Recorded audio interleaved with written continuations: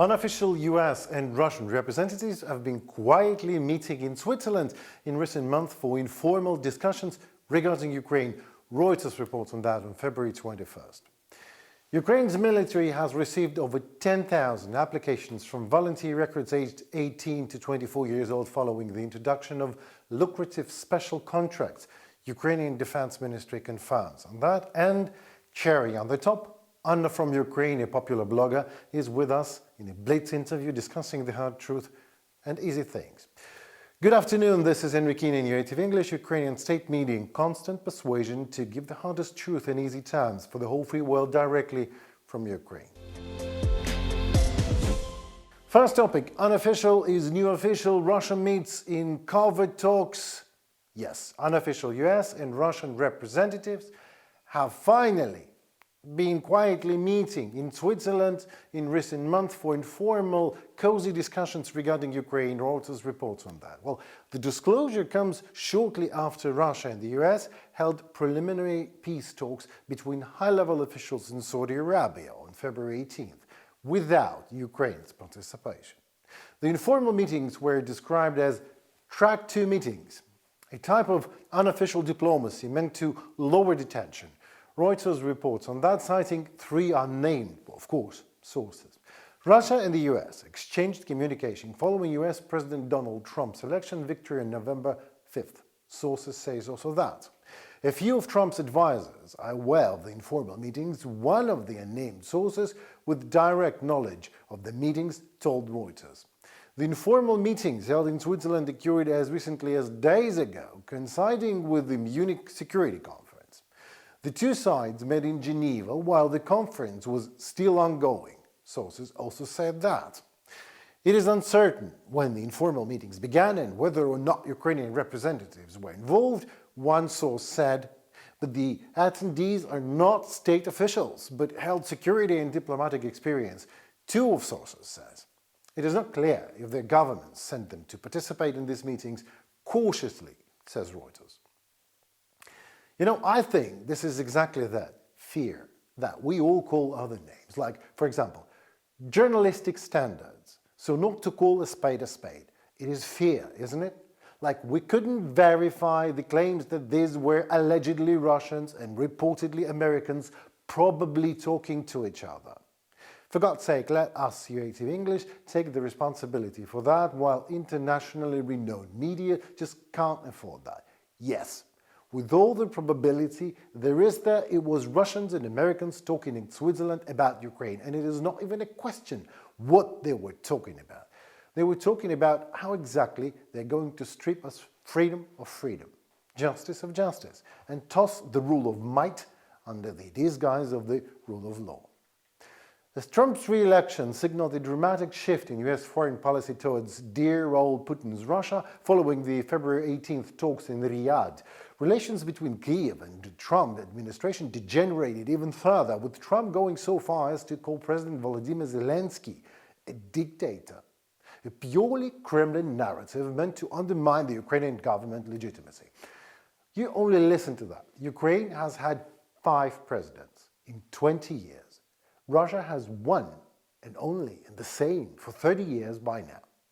Yet the Soviet leftover KGB Tsar seems to be completely using Trump's trumpet, turning American president into Kremlin's mouthpiece. Like Putin is US president already. Well, what can I say? We in Ukraine just might be having a better proposal for you, America. For almost 250 years, the USA has been a beacon of democracy and freedom. It should have a president who respects those ideas, and I will gladly relocate from Ukraine to do the job. Volodymyr Zelensky, President of Ukraine. Well, I mean, why not? President Zelensky can afford himself to American nation. If Trump wants to buy Greenland, if Trump wants to Canada to take it and just to join it to the American nation, why not to offer himself? I mean, exactly, for almost 250 years it never happened before, so the rules has changed. Well, we will keep you posted on that. Ukraine's military has received over 10,000 applications from volunteer recruits aged 18 to 24 years old, following the introduction of lucrative special contracts, Ukrainian Defense Ministry confirms. Well, the contracts aimed at recruiting additional military personnel who are not subject to mobilization provide a number of benefits, including 1 million of hryvnias, which is around $24,000 annual salary, and zero interest mortgage rates, and free higher education. Ukraine's defense ministry also said those who complete 1 year of service in military will be allowed to travel abroad. Because currently, with a few exemptions, all men aged from 18 to 60 are prohibited from traveling overseas from Ukraine, of course, while martial law is in place. US lawmakers and NATO allies have continuously urged Ukraine to lower its draft age from 25 to as low as 18 to address manpower shortages. Currently, Ukrainian men aged 25 to 60 are subject to conscription. US President Donald Trump's National Security Advisor Michael Waltz said in January that Ukraine could generate hundreds of thousands of new soldiers, as he puts it, if it lowers its conscription age to 18. Well, Kyiv has long opposed US pressure to lower the draft age, with President Volodymyr Zelensky arguing it would harm Ukraine's future prospects. The introduction of special contracts appears to be an attempt by Kyiv to bridge the gap with a compromise solution, entice young people to sign up voluntarily, boosting the armed forces' manpower while avoiding expanding forced mobilization. A one-year contract option would likely appeal to those interested in contributing to the war effort for a limited period. Well, here is the thing.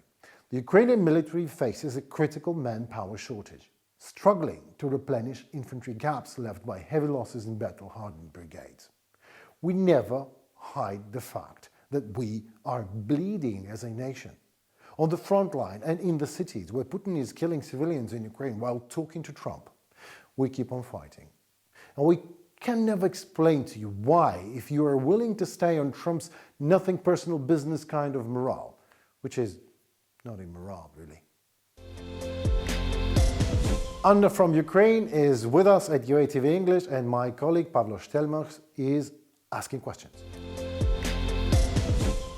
So hello everyone, welcome to our new wrap-up format, because our studio has been damaged by a Russian rocket. Today, Anna from Ukraine in our studio, just after Henry Keen's wrap-up series in new studio on Dovzhenko, and welcome Anna to our virtual studio. Happy to be with you, and happy that despite all these troubles caused by Russian rockets, we are able to speak the truth. Yes, it is very important. New technologies, digital technologies allow us to do that. And speaking of that, digital influencers, leaders of public opinion on YouTube, you are one of them, together with our other friends like Artur Rehi, Jake Bro, Jonathan Fink, everyone else. How do you react to what is happening right now in the information field with our partners from the United States, which have changed their rhetoric 180 degrees, which is observable right now? What do you feel? How do you react to that? I personally believe that people working in this digital sphere on YouTube or on other social media platforms were more prepared to feel these changes because we have to follow news very carefully and comments very carefully. And that is why it did not turn out a surprise. And I know that many of us were actually speaking about this potential shift, but people chose not to believe. And honestly, I feel like many people in the United States who are my viewers are very surprised and very disappointed, because it's not normal to change the attitude to war in Ukraine like 180 degrees. It's not even like 40 degrees, 90 degrees. It's not about the end of support because, let's say, US administration wants to focus on internal problems. All of that might be understandable. But when there are comments blaming Ukraine for this war, or stating that President Zelensky is a dictator, or that Ukrainians should not fight in this war, when we actually fight for our motherland, protecting our schools, hospitals, and lives. It was really difficult, especially at the very beginning, and I remember feeling myself that bad as it was maybe in February 2022. It's a mixture of betrayal, despair, anger, and what personally made me very emotional is one of our, or maybe even a few of our colleagues, and were sharing United 24, were also sharing photos of people buried in sand in Bucha who resemble me, my students. Those manicured fingers of a woman shot also during the occupation of Kyiv region, people saving dogs in Kherson region after Kakhovka Dam, um, cut heads of our prisoners of war. And this is what cannot be forgiven and what cannot be legitimized when Putin is out of this diplomatic and political isolation. So this is what we will never accept. And I think it's super important to remain active and actually after this minutes, moments of disgust, despair, I returned back to doing our job. And actually, I feel the need to support many people in Europe and many people in the United States who are also frustrated and frightened. You know, what I've been feeling is great exhaustion, and I've seen from your videos, your posts, that you were exhausted too. You could just feel that. And I believe that many, not only ordinary people in the United States, but also high-ranking politicians uh, are shocked with the rhetorics that are coming from the administration right now. And probably we are coming to some kind of a grand final of the Russian full-scale aggression against Ukraine at this stage, at this moment. At least it seems to me that we are coming to some kind of possible agreement that will be imposed on Europe, imposed on Ukraine, rather than discussed with Ukraine. Is that the same feeling that you have? Well, I believe in Ukrainian people. I believe in European people. I believe in American people that we will not let this happen. Of course, negotiations, trying to find the agreement suitable for normal parties of this war, it's a normal process, and many things can change. And I actually believe that people in Ukraine, in Europe, and in the United States can change a lot.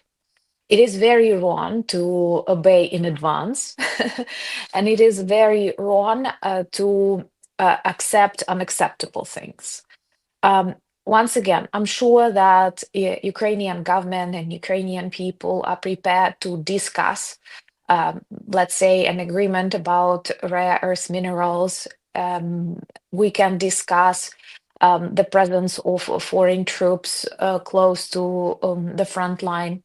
But there are some things that we cannot discuss, and that is that Russia must be prosecuted for its war crimes and that Putin cannot, I don't know, return to G7, that Russia started this unprovoked war. And of course, President Zelensky is definitely not a dictator. We here in Ukraine often joke that we can criticize our politicians. We know things we don't like about them. But in general, he's a good guy. He is a person that stands together with his country against a dictator, Putin, that did not have elections for 25 years. And this is very unjust to talk about that. So, personally, I do not think that we can agree on everything imposed on us. Because we have our knowledge and we have skills, and we understand that this will be just a tactical pause for Putin before he keeps attacking Ukraine and more countries of the former Soviet Union and maybe even like this Eastern Bloc, because that is the plan. What I am worried about that he already has yes from the new US government. I've been watching last night the movie Darkest Hour. I've been watching it at night because almost 60 Shahed drones were headed towards Kiev, while Kit Mhm. Kellogg and Zelensky were discussing the minerals deal. And yeah, for the whole night, drones flew over Kiev, air defense was working. I've been watching movies because you cannot sleep Yeah, of that what kind of movie. do you do? Yeah, and the draft memorandum that was being tried to impose on Churchill in 1940 is almost a word to word the rhetoric of a current possible agreement. Yes, stop the suffering of the people, stop bloodshed. You don't need to Hmm. continue the war. Yeah, we can make peace The with land of everyone. peace. Hmm. Yeah, yeah. So Mr. Chamberlain in the movie, Mr. Chamberlain was trying to impose a peace deal on Churchill and pacify Hitler, pacify the aggressor, and it is very reminiscent of what is happening right now. And yeah, it is very familiar to 2022 when people are more united internally than when the external threat, the political external threat, is right now looming with this. And yeah, what can I say else? What can I say I else? will agree with you. I remember watching one of popular Ukrainian social media influencers who actually said, well, Trump is saying some really bad things, but I don't mind because I see the results. They unite us so well, and they actually um, I think that all of this disinformation coming from Elon Musk, all of these things, they actually do not work with Ukrainian society. They do just the country. So, to some extent, by denying the heroism of Ukrainian people, our resilience, and evil of Russia, they make us more determined to fight against that. And I'm once again happy that many people in the European Union are awakening, and they clearly see that.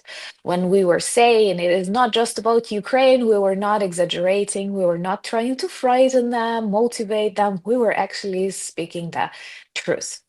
So hopefully there will be some solutions, and I'm sure that we will not agree on Russia's ultimatums now when we did not accept them earlier and after the skills and achievements we've made during these 3 years of resilience.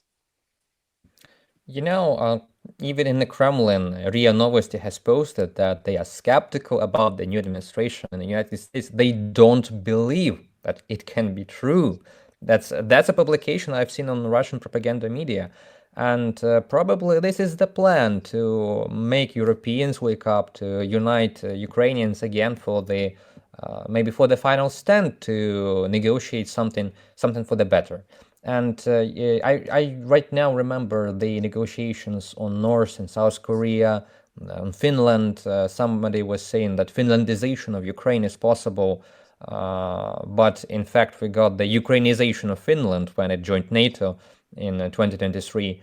Um, I'm feeling something is gonna happen right now, and because people in Europe are united right now, the politicians start to wake up after almost 3 years of yeah, we support you, you fight for our ideals, for our values, but we will just send some help to you, some aid, and we'll do nothing for ourselves.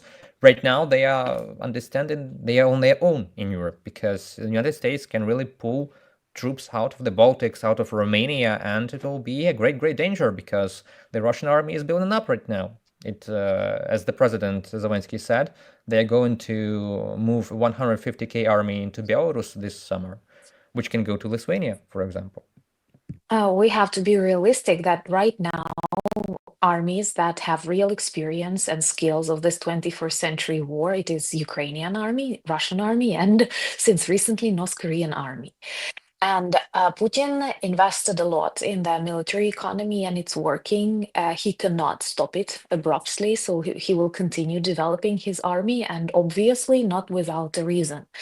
So it is some kind of psychological escapism if people keep thinking that he's just going to have a big army, big angry army, but he will not do anything.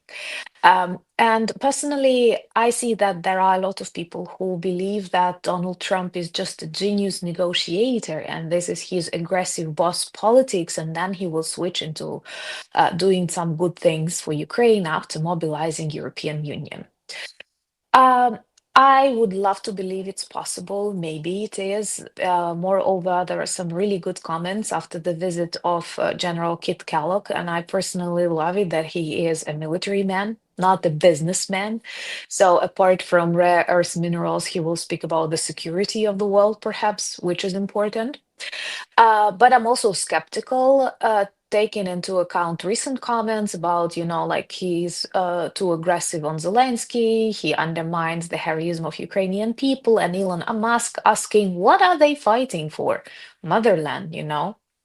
And I do believe there is another scenario, a dark one, doomsday scenario, where things begin to change negatively in the United States.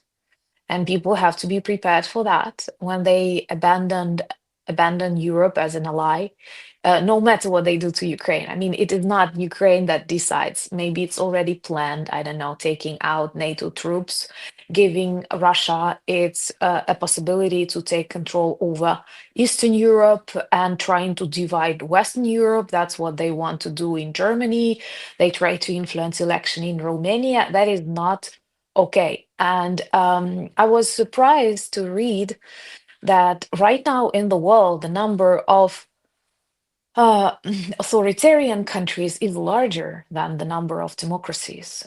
So I think at this moment in history, it is no more about Ukraine, West, Europe, I don't know, Australia. It's about those who want to preserve democracy for their societies as imperfect, but still the best form of government, and those who will collapse in and turn into authoritarian regimes. Yeah, and in fact, we are surrounded by people who tend to be more authoritarian, like Lukashenko, dictator Putin, and everyone else. But, I have some kind of an inner feeling that after the darkest hour, there's always a dawn. And in 1940, people were despaired. Imagine people in France, their land was occupied by Germans. But in the end, everything turned out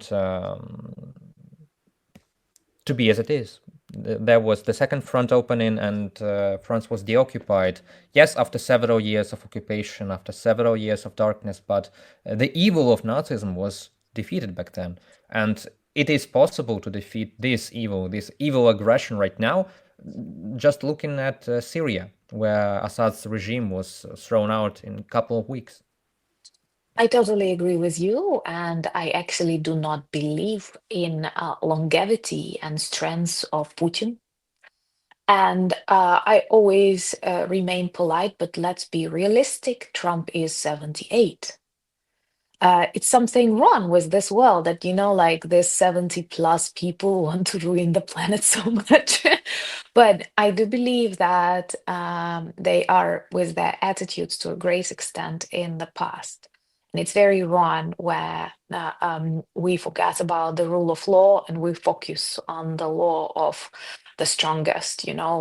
I don't think it's good when the United States start talking about Canada as the 51st state or cause internal conflicts in Denmark discussing Greenland. Some will say these are just comments, but even these comments, they cause a lot of trouble for these countries, lots of nerves, negative emotions. Why do you do that?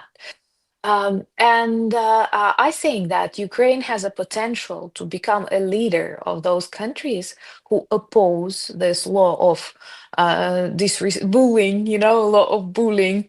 And we have skills, we have a character, we have a rare in the modern world quality of courage. And actually, we can do a lot. Once again, I'm sure you remember, and especially right now in February, those very first days after the full-scale invasion, when we literally had no hope. We witnessed all of that war crimes, executions on the streets of Ukrainian cities. And at the same time, Every day we were surprised with resilience, strength, creativity, and a love for your country of Ukrainian people. It's real, it works, and it will always stop the evil. Well, thank you very much for the hope. Yes, and for such comments. It's always a pleasure to have you in our studio. I really hope that we will rebuild our studio and invite you to Kyiv in person again. And we have just to live through these turbulent weeks and months. Let's just joke that Ukraine can become the 51st state after this agreement on rare earth minerals, but God knows. And I had a different, like a more radical joke. Maybe in a couple of years, we will have to travel to liberate the United States. Well, let's hope they can figure it out for themselves. They can That figure would it be the for best, of themselves. course. Yeah, because the land of freedom, it's after all. Well, It's a thank you again motherland very of this much. modern, Yeah, of modern yeah, of our democracy. modern world. Okay, Thank you. thank you again. This will be the part of our wrap-up series on YouTube. And thank you again for joining. Have a nice day. Thank you. Well, that was it for this crazy week. My name is Ernie Keane, and we are UATV English in a new studio, a new atmosphere, as you can see. And I'll tell you why. Because not a dictator, Vladimir Putin, just sent an Iskander missile right to our television office and obliterated it completely. There are people who are wounded and even dead. But we're still, UATV English, still broadcasting for you and English-speaking Ukrainian state media in a constant persuasion to deliver hard truth in easy terms for the whole free world, directly from Ukraine. Please do not shy out to like, share and comment. We need your voice, as your voice matters. It helps our Ukrainian voice in turn to be heard globally. So stay safe, and these days of mayhem and destruction, remember, times change to the better when we change them that way. So thank you so very much for watching, and see you at weekly episode. Goodbye.